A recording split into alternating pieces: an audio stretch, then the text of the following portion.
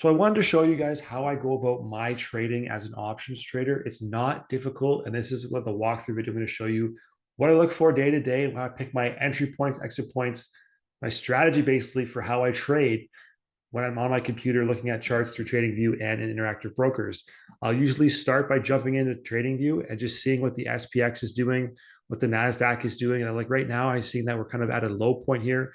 We've got Bollinger Bands on, we've got the 200-day and the 50-day moving average as well with those lines. And then we've got the 20-day moving average plotted in between the Bollinger Bands. So they're hitting the lower bands, but there's a spike in volume right here. So I know that there could be a move coming. We've got a nice rejection candle right there from today's trading day.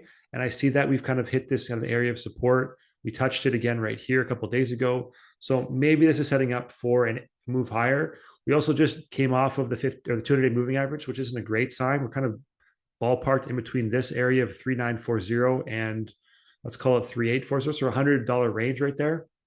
So unless volume really picks up, this may not be enough to get us out of this and break higher. But anyway, if I was looking for puts to sell, I would take a look at what's going on here. Look at the NASDAQ as well.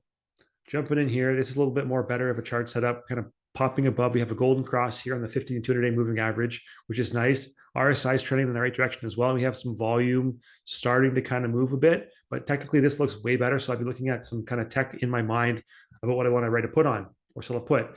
VIX, I want to check too to see where volatility is at. We had a spike the last couple of days, but it's kind of pushed and rejected a little bit, move higher. So there's a little bit of fear in the markets, but it's not overtaking things too much, which means it's a good thing. I might be paid a little bit more for my premium. So I'm going to scan the charts here and just bear with me to do this. Apple, not bad. B&B, no. AMD is kind of breaking out, which is nice to see. Disney, no. Etsy, no. Google might be one to look at here. That's not a bad one. We're still below the 50-day moving average, which isn't, or 200-day moving average, which isn't a great sign. Meta's kind of breaking out. Microsoft looks decent. We almost have a golden cross here as well when 50 goes above 200. For Microsoft, Nike, I know Nike seasonally. We got some support trend lines there. Palantir, PayPal. It's a strong candle for PayPal with low volume. It's kind of a weird thing to have happen. And I just go through my charts and my main hitters. I don't go through too many.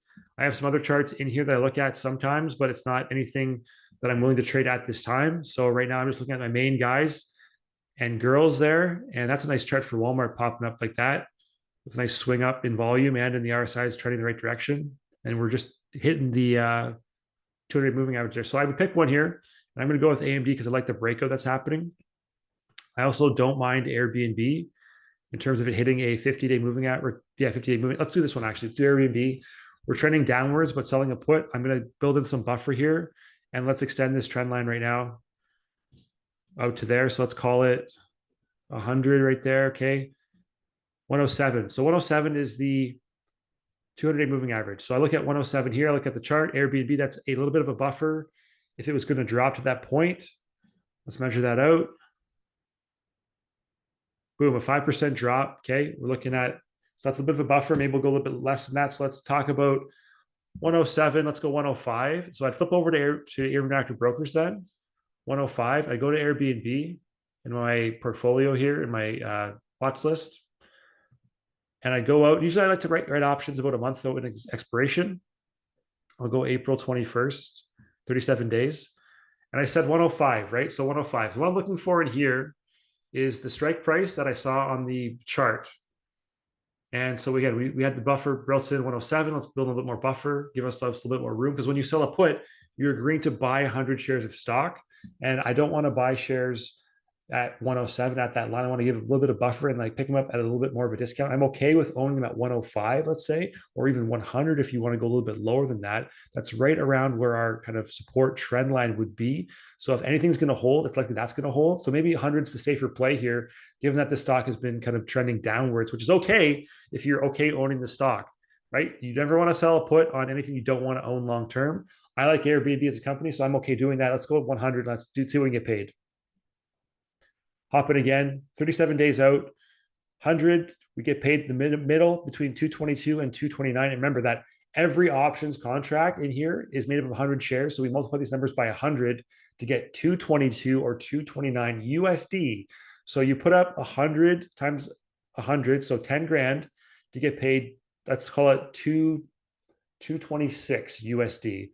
We would go ahead and sell that. If that's an acceptable return for you, you'd click and then sell, quantity of one, limit of one. We want to make this in between these two. So I'm going to click and type in, or just scroll to, I guess, right now, because it's after hours. Day, submit, boom. I'm going to confirm this in a second. Or did it go? It went in there. So it's in there. The order's in there. And we have sold this at 226. We just got paid $226 to potentially have to buy 100 shares of Airbnb, but only if the price of Airbnb drops to that 100 level. So down here by April, what did we say? The beginning of April,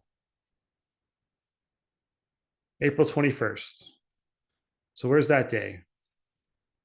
April, it's a Friday right here. So by this day, so we've got some time for this trade to work in our favor. If the stock price starts to recover and move up, we are going to make money very, very quickly, and we're going to get to keep a lot more of that 226. We might even be able to buy it back early to close and recycle our capital into something else. Now, if you want to do that, you want to know what that's about and how this works, and you can do this on your phone as well. You can do this on your phone in less than 30 minutes a day.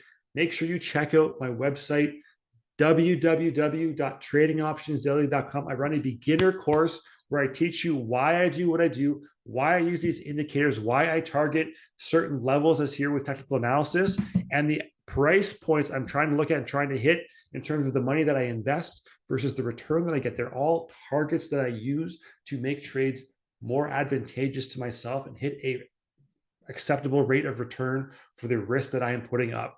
To understand that better, if you want to take a look, I have a beginner course that is coming up. It's my intro to stock options course. Again, it's taking this device right here, this phone, and putting it up and changing it into a mobile money printing device where you can make money in 30 minutes a day on Interactive Brokers through your phone, trading 30 minutes a day. Check it out.